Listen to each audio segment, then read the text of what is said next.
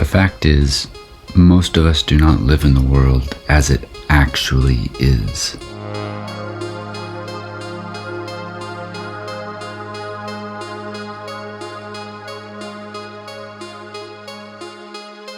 Rather, we live in a sort of hologram, a mental model molded by unconsciously formed patterns and collectively imprinted biases.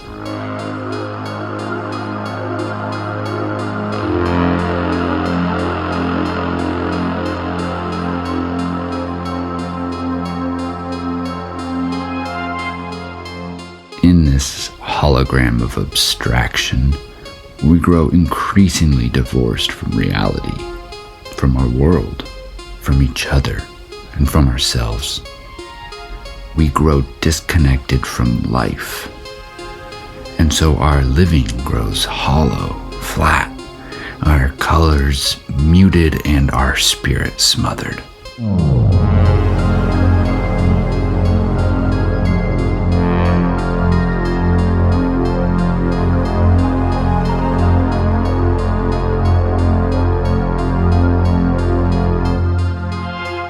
We need to reclaim our fire. We need to reconnect with life, with our world.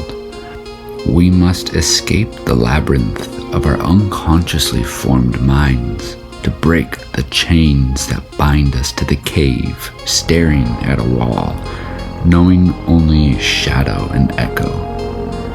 We need to escape that cave and rise up and out into the light of day. Anagogy. To move from the illusory and flat to the real, meaningful world. To see the world for what it is, not as we think or believe, not as we want it to be, but as it actually is.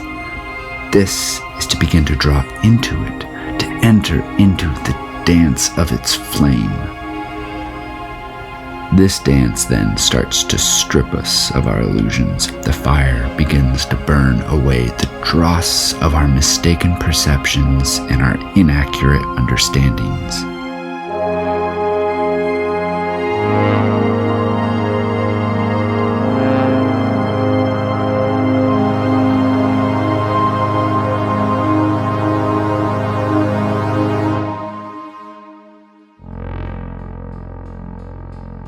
The more we begin to recognize real, causal patterns, the more we begin to understand the world and ourselves. This understanding brings us into closer and closer relation with living. We move from a detached, abstracted observer to a directly involved participant. Participatory knowing, flow state, meaning, wisdom, gnosis. To get to the real world, to encounter and access the real patterns which transform and empower us, we must first confront and journey through the false, the world of illusion. This world of illusion is the hologram of abstraction we've unconsciously created and which we've grown lost within. This hologram binds us to a false understanding of things, of our world, of each other, and of ourselves. It renders our reality in a way that generates conflict, confusion, uncertainty. This saturates our nervous system in a toxic cocktail of stress, prematurely degrading our system, breeding illness and disease, and locking us in a paradigm of survival and scarcity, i.e., fear. Under such conditions, we are completely incapable of fulfilling our meta drive for inner peace, for actualizing the potential we feel we carry within, and for creating our best life.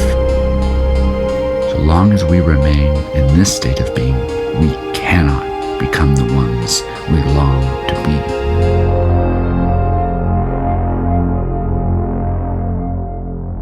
This is why we must confront our own illusions.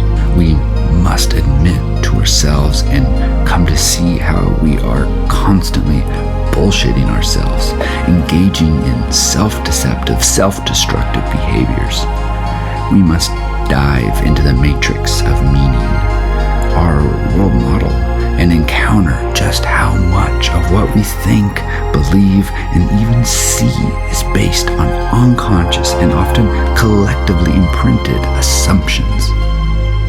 For the vivifying, life-affirming, self-empowering, meaning-bestowing, and spirit-stoking nectar of the real is only found by wading through the neck-high sewage of our own bullshittery. Only through the confrontation and resolution of our own self-deception are we capable of finally having a real, full-hearted, meaningful encounter with the real and with ourselves.